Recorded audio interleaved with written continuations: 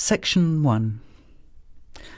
You will hear a conversation between Harry and Andrea, two students who have just finished their final exams.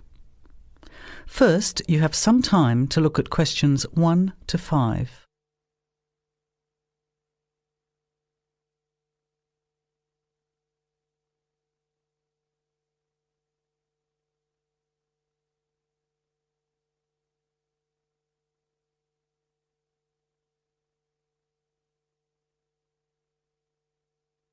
Notice that an example has been done for you. This time only, the conversation relating to the example will be played first. Hi Andrea, how are you feeling now that exams are over? It's fantastic to have finished, isn't it? And to sleep in every morning. What about you? The student is happy to have finished exams, so you circle B. Now, let's begin. Answer the questions as you listen. You will not hear the recording a second time. Listen carefully to the conversation and answer questions 1 to 5. Hi Andrea, how are you feeling now that exams are over? It's fantastic to have finished, isn't it? And to sleep in every morning. What about you? Well, I've been catching up on sleep too, but I've got a lot to do before I leave for England. Perhaps you could give me some advice. I've got a lot of things I can't possibly take back with me, but I don't know what to do with them. Well, it depends on what sort of things they are and whether you're thinking of giving them away or selling them. Well, almost everything. Furniture, the fridge and other kitchen stuff that I bought from the previous tenant. But the new people have already got what they need, so they're not interested in buying stuff from me. I can't afford to give it away, but I'm not sure how to sell it all. Oh, and there are some clothes and books as well. Why can't you take them? The books are really heavy. It's so expensive if you exceed the airline baggage allowance. And the clothes just won't all fit in my suitcase. It's amazing how much stuff I've accumulated since I've been here. Anyway, I don't think I'll need as many summer clothes in England as I have here in Australia. I see. Well, there are several alternatives. First of all, you could put up notices around the university about the books. You know, on the notice boards in the Student Union building and in the economics department. Anywhere second and third year students will see them. People are always keen to buy cheap textbooks. OK, what should I say on the notices?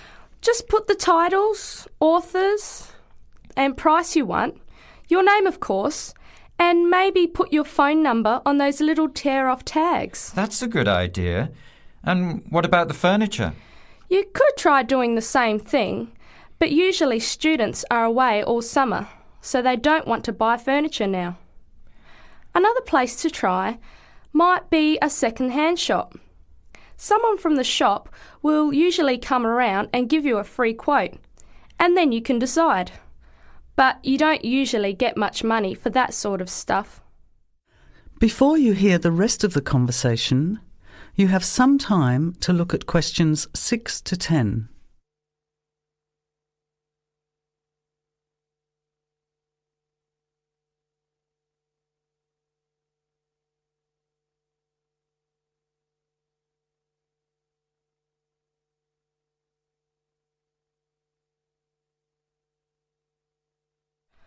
Another alternative is to put an advertisement in the Trading Post.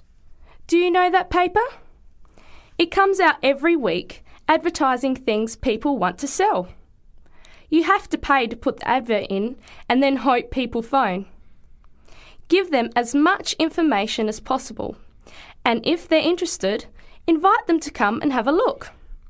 The hard part is agreeing on a price. No, I haven't seen the Trading Post.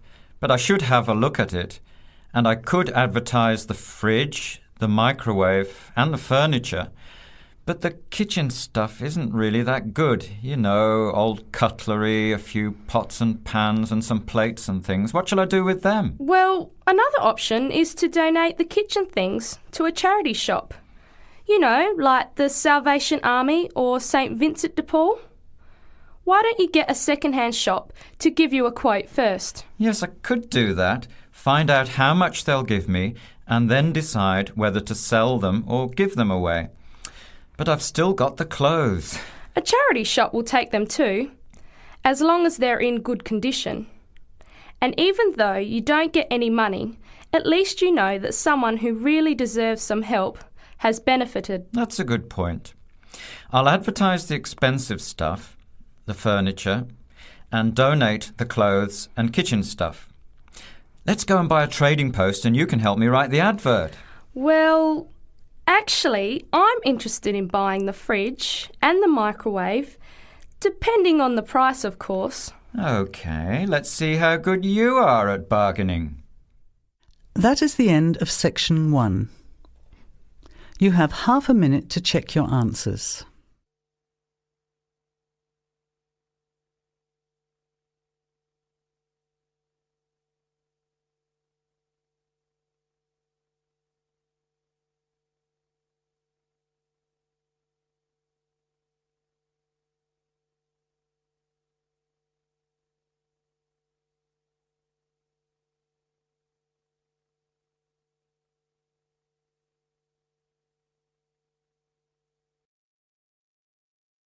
Now, turn to section 2. Section 2. You will hear a phone conversation giving information about a health and fitness centre. Before you hear the talk, you have some time to look at questions 11 to 16.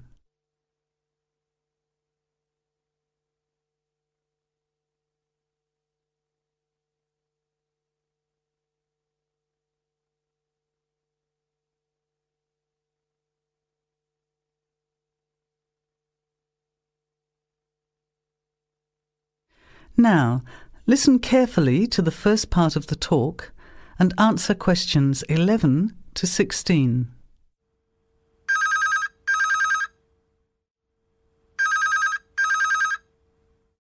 Hello? Hello, is that Ms. Heidi Jones? Yes? Good morning, Ms. Jones. I'd like to take a few minutes of your time to tell you about the Seven Oaks Health and Fitness Centre, which is in your suburb. Would that be convenient? OK. Well, the centre's not far from you. It's on the corner of Marion Street and Giles Street and has a large car park. It's open every day of the week, opening on weekdays at 6 a.m. and at 9 a.m. at the weekend. It closes at 9:30 p.m. Monday to Friday and on Saturday at 4 p.m. and Sunday at 2 p.m. We also have childcare Monday to Saturday from 9 in the morning until midday for a small extra charge, so you can leave your children in safe hands while you attend one of our classes, or perhaps have a swim, or if you just want to relax in the spa and sauna or steam room. Talking of classes, we have a very wide range which are designed to suit all different levels of fitness and individual needs. I mentioned the pool just now. Well, in addition to swimming laps or just relaxing, we also offer aqua aerobic classes, which are 45-minute classes that use the therapeutic effects of water. This provides a very safe and effective exercise and is suitable for all fitness levels, as well as being a lot of fun. Many people who haven't been exercising for a while start in the aqua classes, as do people who need to take care after hospital surgery, for example. These classes are very popular and are scheduled every weekday, Monday to Friday, and on Saturday afternoon and Sunday morning. Another very popular activity in the pool area is learning to swim, and these swimming classes are held at 4 p.m. every weekday and in the mornings at the weekend. By the way, they're open to both adults and children of any age. Before the talk continues, you have some time to look at questions 17 to 20.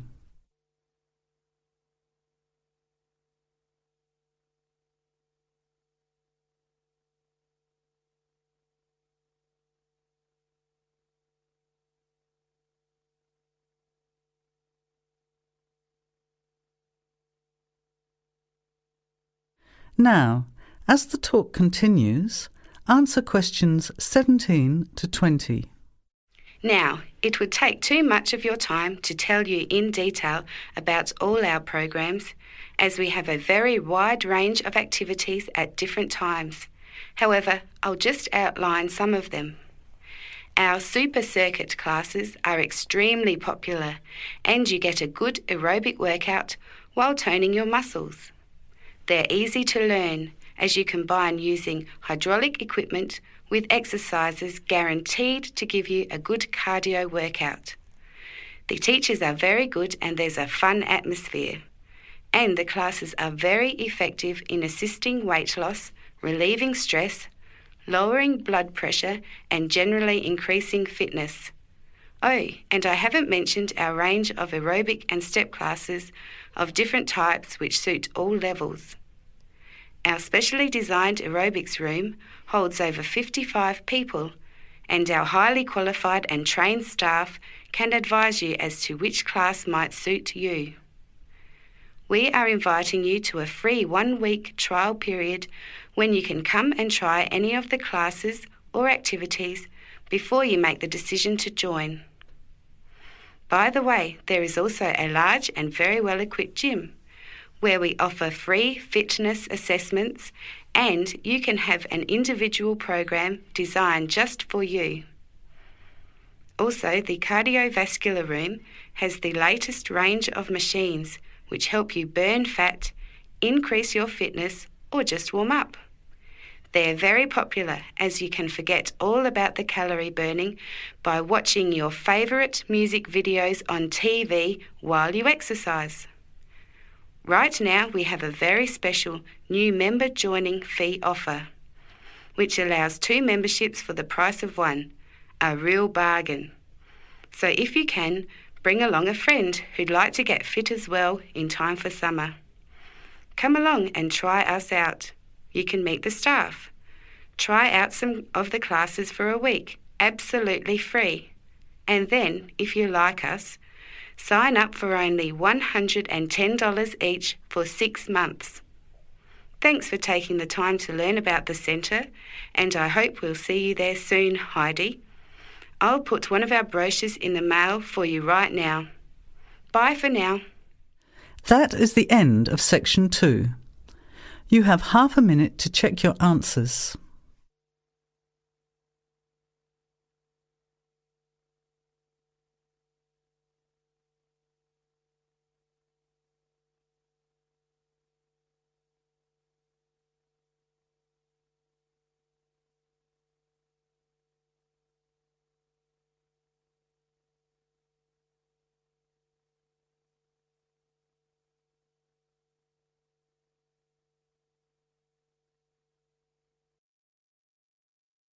Now, turn to section 3. Section 3. You will hear 2 business studies students, Evelyn and Mark, preparing for a seminar presentation. Before you hear the conversation, you have some time to look at questions 21 to 25.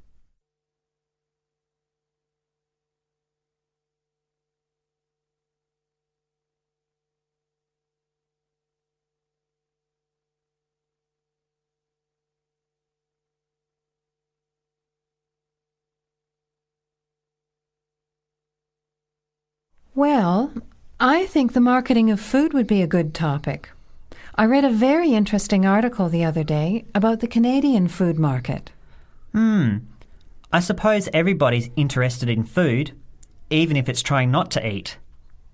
Why Canada? I know that's where you come from, but isn't it just all North America, really?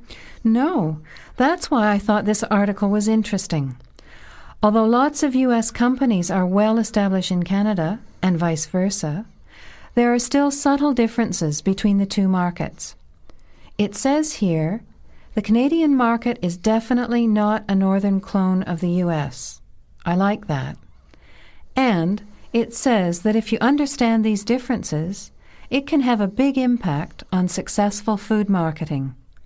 So I know that Canada has a big French-speaking population in Quebec. Is this what they're referring to? Not only French and English speakers, there are many different ethnic groups in Canada.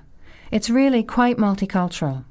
For example, Toronto has large Asian and Italian populations, and Vancouver's got a large Asian population too. And because Canada's population is small, these groups make quite an impact, introducing new styles of cooking. So you can see lots of unfamiliar vegetables and things in the markets, and new restaurants are opening every day. It's great if you love trying out new foods, as many people do. Which kinds of food are becoming popular? Well, some Asian food, I'd say, has been popular for quite a while, like Chinese. But now, Southeast Asian restaurants are becoming very fashionable. Then there's Mediterranean, of course, such as Greek, Italian, and so on. But Caribbean and Mexican food is really taking off among young people these days. So are the supermarkets starting to stock the ingredients that are needed to prepare these foods at home? You know, all those unusual condiments and sauces.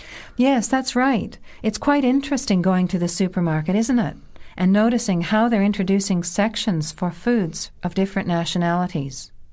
You can buy quite exotic products locally these days.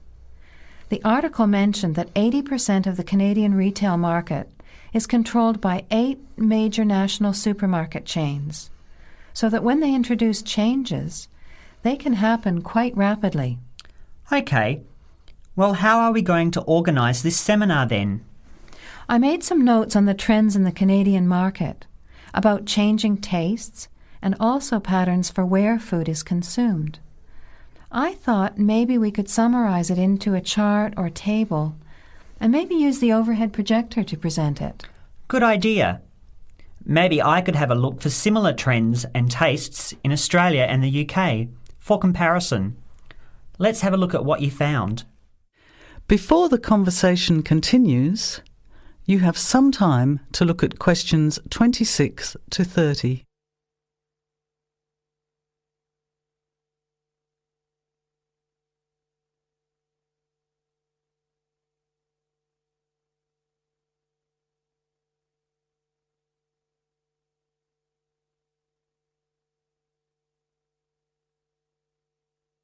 Now, as the conversation continues, answer questions 26 to 30. The most significant trend, it seemed to me, was that Canadians are definitely interested in healthy food. For example, did you know that salads are the 3rd most commonly eaten food in Canadian restaurants? Really? What about organic food then? Is that becoming more popular? Yes, it's definitely moving into the mainstream compared to a few years ago.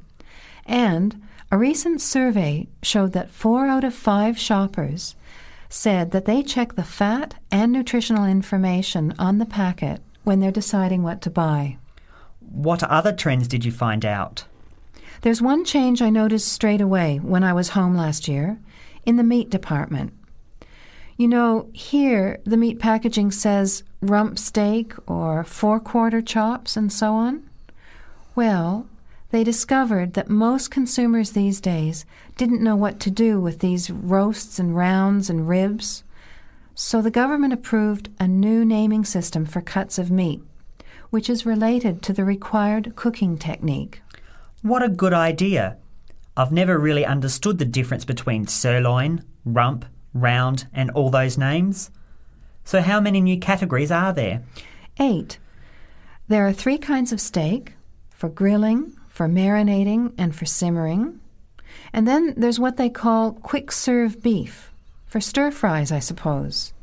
And premium oven roast, pot roast, and stewing beef. It's a great idea, isn't it? I hope it catches on here. I agree. Any other trends that you thought were significant?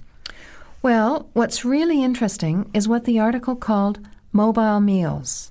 In other words, more and more Canadians are eating meals away from home, but not just eating more junk food. They're projecting a 40% increase in snack food sales over the next 3 years, and the growth is coming from healthy snacks. You know, the ones that have less cholesterol and fat, such as muesli bars, health food bars, and those types of products. Apparently, in the food marketing jargon, they're called nutritious portable foods, which means healthy snacks. The other major trend is that young people are doing more of the food shopping these days, so marketing has to be aimed more at them, as well as more conventionally at the mother. Thanks, Evelyn. I think we'll have an interesting discussion about these trends and the comparisons with other English-speaking countries. I'll see if I can get some information about them to compare with yours, and meet you on Friday to put it together. See you then. Bye. That is the end of section 3. You have half a minute to check your answers.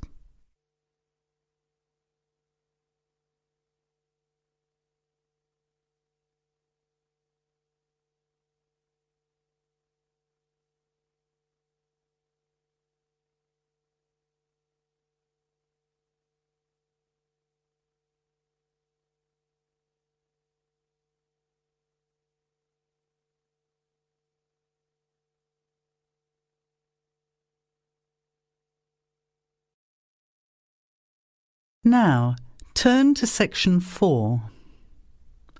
Section 4. You will hear a talk given by Dr. Miranda James. First, you have some time to look at questions 31 to 35.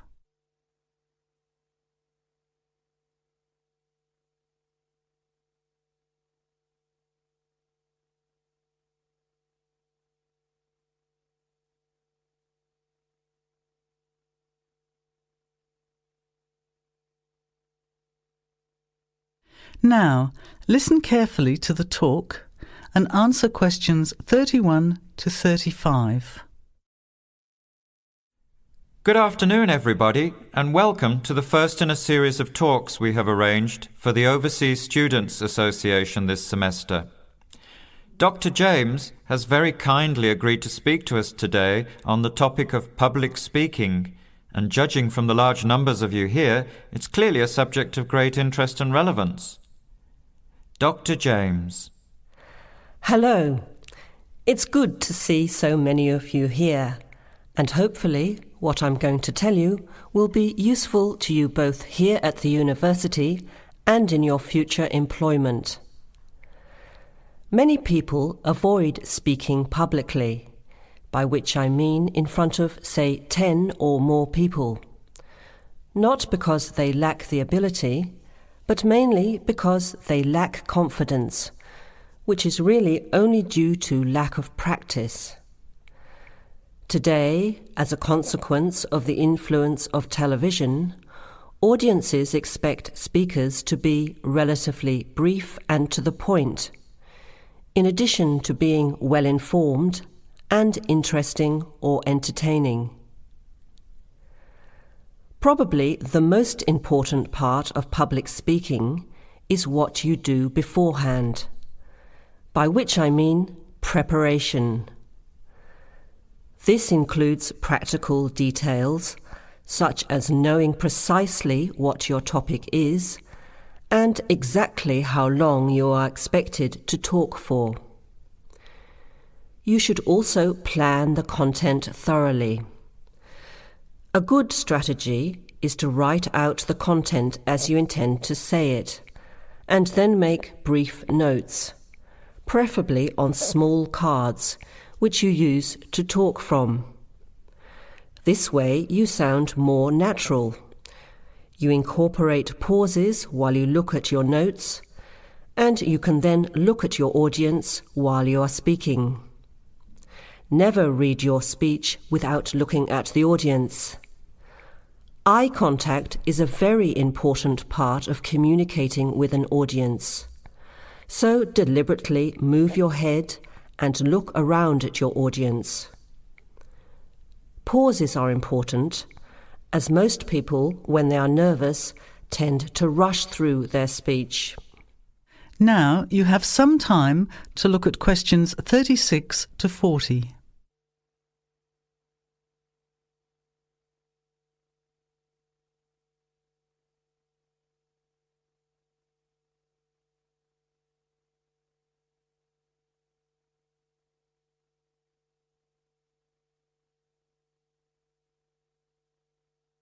Now listen and answer questions 36 to 40. Practice speaking slowly. This gives you more time to pronounce your words correctly. It's always easier for your audience to listen to someone whose speaking is clear and calmly paced, so that they can understand the ideas being explained. And the bigger the group, the more slowly you should speak. Remember to project your voice, speaking clearly to the person furthest away from you. It's a good idea to rehearse and record yourself. Pay attention to your intonation when you listen to yourself. It's even harder if you're speaking in a second language, I would imagine. But there's nothing worse than listening to a flat, monotonous voice. So try to vary your tone and rhythm. This will add meaning to your words. Lastly, pay attention to both your posture and your gestures. A confident person stands or sits in a small group with their head up, chin out, and shoulders back. Try to avoid scratching or fiddling with your hair or beard, or pens, jewellery, and so on. These movements can distract and irritate your audience. Yet you may be unaware of them yourself. Another reason for rehearsing, preferably with feedback from a friend, or better still, on video. I hope these few tips will make your experience of speaking in public a little easier. Remember, practice makes perfect. That is the end of section 4. You now have half a minute to check your answers.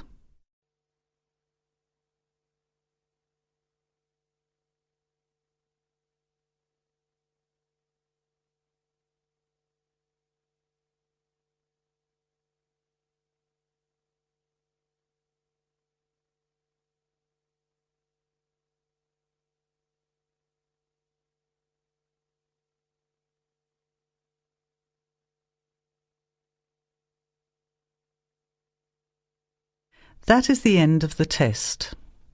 Now, check your score, but before you go on to the next listening test, don't forget to look at the section in the book on how to improve your vocabulary and listening skills.